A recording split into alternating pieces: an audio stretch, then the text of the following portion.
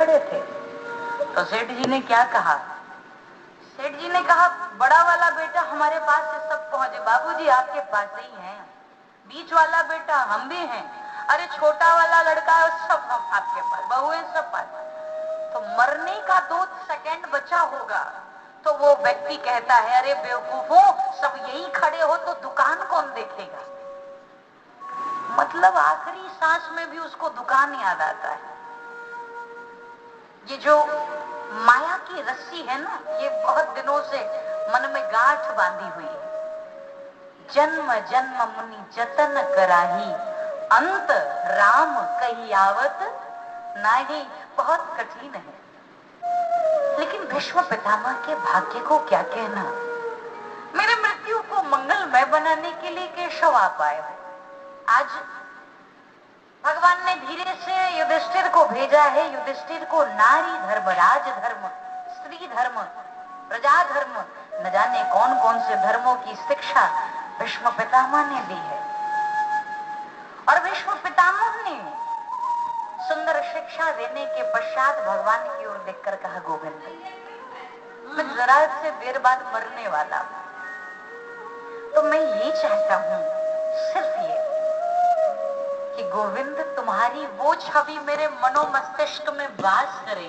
क्योंकि हमने सुना है कि जब किसी का आखिरी दिन आता है, पल आता है, तो वो जिसका चिंतन मनन करता है अगला जन्म वही मिलता है, और अगर ईश्वर का स्मरण हो जाए तो आवागमन छूट जाता है। तो गोविंद, मैं चाहता हूं, जिस समय महाभारत के युद्ध के समरांगण में तुमने अस्त्र शस्त्र न उठाने की प्रतिज्ञा की थी, लेकिन देखो मैंने जब अनर्थ किया, मैंने थोड़ा सा खेल खेला, तो कृष्ण महाप्रभु आपने अपनी प्रतिज्ञा तोड़ दी और रथ की धूरी पहिया उठाकर मुझे मारने के लिए मेरी ओर दौड़े आ रहे थे। कन्हैया, उस समय तुम्हारा पीतांबर पीछे की ओर फहरा रहा था। आज तुम्हारे केश मुख पर आते हैं और उस समय आपके घुंघराले लट आपके मुख पर सुशोभित हो रहे, विशाल नेत्र, विशाल भुजा और पसीने की बूंद। भगवान, वो दृश्य देखकर तो मैं चकाचौंध हो गया और इतना सुंदर आप प्रतीत हो रहे थे। गोविंद, मैं चाहता हूं वही छवि इस आखिरी पल भी मेरे मन में वास करे। और जब जीव भगवान से मांग लेता है, जीव भगवान से कहता है, भगवान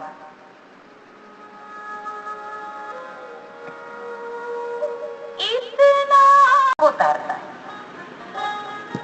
लेकिन उससे कोई नाता जरूर लगाना होगा, उसको अपना बनाना होगा। आगे शौनकादि ऋषियों ने पूछा है सूत जी से, नैमिषारण्य की पावन भूमि में बैठ करके, महाराज, हमें भगवान के भक्त वत्सलता पर तो कोई संदेह नहीं है, लेकिन हमें एक चीज बड़ी आश्चर्यचकित करती है, और वो ये है कि जब उत्तरा के गर्भ में पलने वाला शिशु ब्रह्मास्त्र से नष्ट हो चुका था, तो फिर कैसे उसका जन्म और कर्म हुआ, ये जरा हमें कुछ कहने का मौका दीजिए और आप हमें कुछ सुनाइए। हमारा जो प्रश्न है उसका उत्तर आप हमें सुनाइए। हमारा केवल प्रश्न है आपसे, और सदगुरु से प्रश्न करो, अच्छा प्रश्न करो, ऐसे ही। क्योंकि महाभारत का एक शब्द है, अन्न का कण और संत का क्षण मिले तो कभी बर्बाद नहीं करना चाहिए, कभी बर्बाद मत करो। बोलो कृष्ण भगवान की जय, भागवत भगवान की जय। बर्बाद नहीं करना चाहिए। सूत जी ने कहा, भगवान के लिए कुछ भी असंभव नहीं है। जिस समय उत्तरा की ओर ब्रह्मास्त्र चला तो गर्भस्थ शिशु की रक्षा के लिए गोविंद गर्भ में जाते हैं और जाकर के सुदर्शन चक्र के माध्यम से गर्भस्थ शिशु की रक्षा करी है। लेकिन रक्षा करने के पश्चात वो शिशु गर्भ में देखता है कि इतना छोटा मोर मुकुट लगाए, घुंघराले केश, पीतांबर पहने, इतनी मनमोहक छवि, ये कौन है? वो गर्भ शिशु बड़ा खुश होता है। लेकिन जब गर्भस्थ शिशु, सारे ग्रह अनुकूल थे, सब कुछ अनुकूल, उस गर्भस्थ शिशु का जन्म हुआ तो चारों ओर बड़े चकाचौंध से वो देख रहा था। क्यों? क्योंकि जिसने मुझे गर्भ में दर्शन दिया वो कहाँ है? कि देखने के कारण चारों ओर, और उसका नाम परीक्षित पड़ा, चारों ओर देखने के कारण। और एक नाम उनका विष्णु रात भी है। गर्भ में विष्णु भगवान का दर्शन करने के कारण उनका नाम एक विष्णु रात भी है।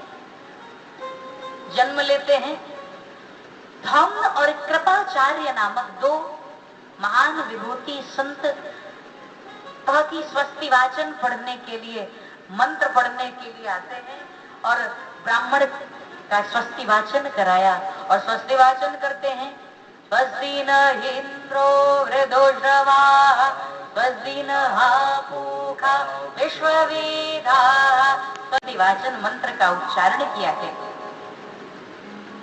गर्भस्थ शिशु की लक्षण इत्यादि को देखते हुए कहा है, शिवी के समान ये शरणागत रक्षक होगा, भरत के समान विविध कर्ता होंगे, राम के समान सत्यवादी होंगे, रंति देव के समान उदार होंगे, ययाति के समान धार्मिक होंगे, बलि के समान दानी होंगे। और बड़ी बखान करते हुए सारा कुंडली कह दिया। बहुत सुंदर बात बताई। आगे तक्षक नाग इनको काटेगा और 7 दिन में ही एक योग्य सदगुरु के सानिध्य में बैठकर इनकी मुक्ति बन जाएगी, ऐसा गुरुओं ने कहा। आगे थोड़ी सी विदुर जी की बात आती है। विदुर जी मांडव्य ऋषि के शाप के कारण यमराज को ही तो विदुर बनना पड़ा। और जिस समय महाभारत का युद्ध, तो विदुर जी वहां नहीं थे, वो तो हिमालय चले गए थे अपना तप करने। लेकिन आज वो लौटे हैं और उन्होंने अपने वचनों से प्रेरित करके गांधारी को, उनके पति को, गांधारी को, दोनों को मानो शिक्षा दी और दे करके धर्म के मार्ग की ओर प्रशस्त किया। और इस प्रकार से आगे कहते हैं, कुंती मैया जो है ना, वो कृष्ण भगवान को छोटा सा बच्चा ही हमेशा मानती है। वो भगवान को नहीं समझती कि भगवान बड़े हो गए, वो भगवान को छोटा वाले, इसीलिए अर्जुन को साथ भेजती है। जब भगवान जाने को तैयार होते, कुंती मैया रोकना चाहती, भगवान रुक जाते, लेकिन आज भगवान जाते। तो कुंती मैया ने फिर से कहा, भगवान मत जाओ। भगवान ने कहा, नहीं, हमें तो जाना ही होगा, कब तक जाना सबको है। भगवान ने कहा, हमें जाना है। तो कुंती मैया ने कहा, ऐसे मत जाओ, क्योंकि आज जानी की जिद ना करो, आज जानी की जिद ना करो, आज जाने की जिद ना करो, यूं पहलू बैठे रहो, यूं ही पहलू। जब भगवान से भक्त कह रहा है, मत जाओ भगवान, जाने की जिद ना करो,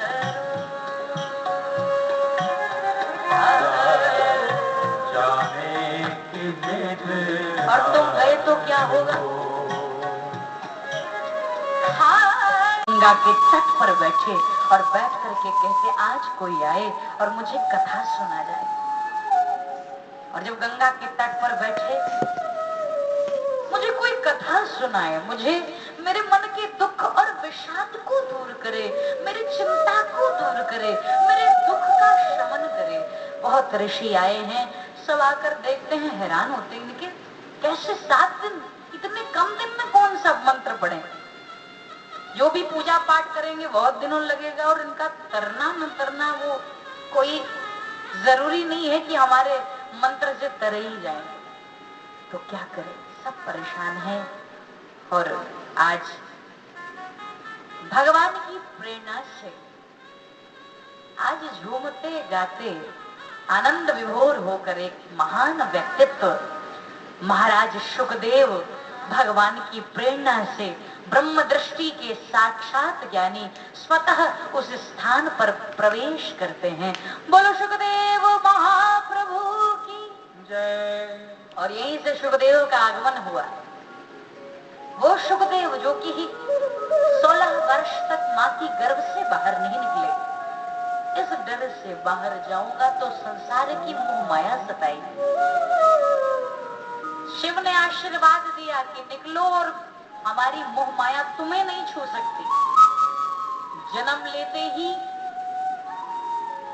जो सीधे वन की ओर भागे, पिता व्यास पीछे बेटा बेटा करके चिल्ला रहे और शुकदेव भाग रहे हैं। वहां पर बीच में एक नदी में कुछ स्त्रियां स्नान कर रही थी।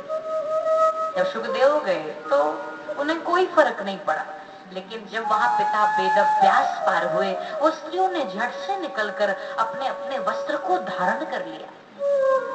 आखिर पिता व्यास ने उन स्त्रियों से पूछा, अभी मेरा युवा बेटा यहाँ से पार हुआ, आपको संकोच नहीं हो? हम 80 साल के बूढ़े, तुम्हारे दादा की उम्र के, हमसे इतना शर्म, और युवा बेटे से कोई भेदभाव नहीं। तो उन स्त्रियों ने कहा, क्षमा करिएगा महाराज, दरअसल जो आपका बेटा है उसके दृष्टि में स्त्री पुरुष का भेद मिट गया है। वो तो आत्म तत्व का ज्ञानी है और आपकी दृष्टि में अभी बना हुआ है, इसलिए आपसे शर्म और संकोच जरूरी है। ऐसी विशाल बुद्धि के ज्ञाता महाराज शुकदेव, और इन्हें ब्रह्मरात कहते हैं। इनको भी गर्भ में भगवान का आशीर्वाद मिला और परीक्षित को भी गर्भ में भगवान का। तो एक जो गर्भ में भगवान को देखा है वही परीक्षित के मोह माया को दूर कर सकता है, विपत्ति दूर कर उसका उद्धार कर सकता है। और आज जब पहुंचे हैं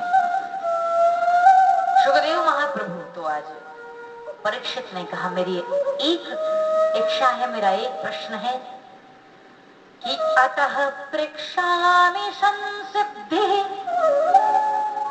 योगिनां परमं गुरुं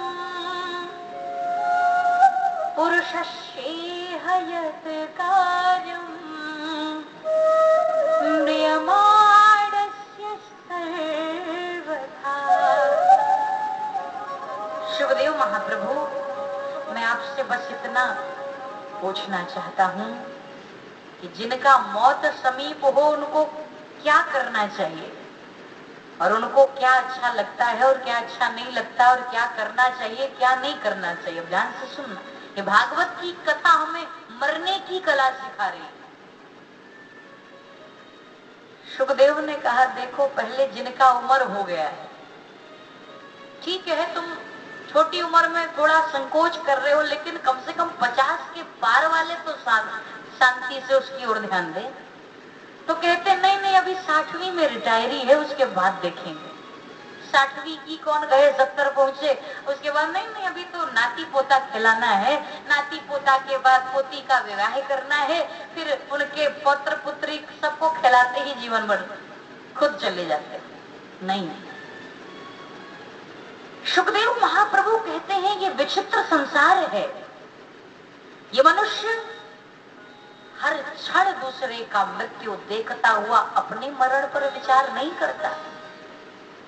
हमारे काशी के कबीर बाबा कहते थे, जब एक मुर्दे को 4 लोग ले जा रहे थे तो कबीर दास जी हंस के कहते, देखो देखो मुर्दों की टोली जा रही है।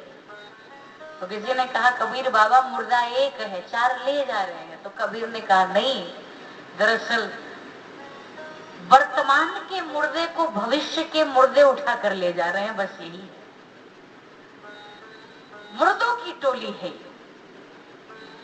हर पल दूसरों का मृत्यु देखकर विचार नहीं करता। सुखदेव ने कहा, वरीयानेशते प्रश्नः कृतो लोकहितो नृपः आत्मवित्सम्मता पुंसां श्रोतव्यादिषु भूयः परः। तो आज वरीयानेशते प्रश्नः कृतो लोकहितो नृपः, आपने बड़ा सुंदर प्रश्न किया और इस प्रश्न के माध्यम से अखिल संसार का आज उद्धार होने वाला है। विचार करो, समय बहुत कम है। कलयुग की आयु कितनी मानी जाती है?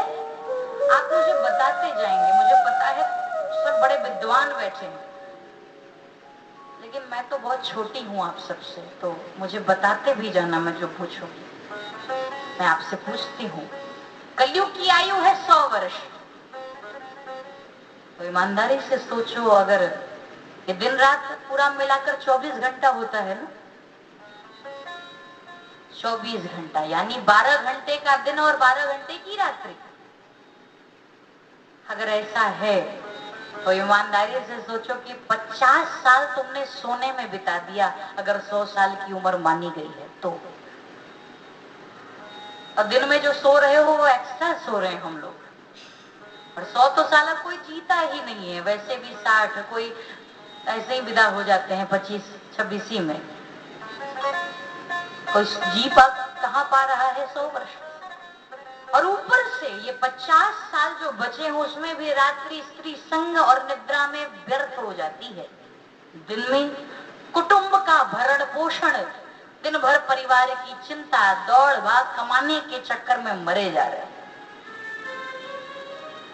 हर पल संसार में सबका मौत देखता हुआ ये इंसान विचार क्यों नहीं करता? आज सुखदेव महाप्रभु ने कहा, अपने बारे में भी सोचना शुरू करो, क्योंकि दुनिया में आज मैं तुम्हें जो सुनाने जा रहा हूं, दुनिया में सुनने योग्य शास्त्र बहुत हैं, लेकिन इतनी शीघ्रता से जो तुम्हारे दिल में गोविंद को बिठा दे वो एकमात्र श्रीमद् भागवत की ही कथा है। अन्य कोई कथा नहीं जो आपके दिल में इतनी सहजता सरलता से ईश्वर को बिठा दे।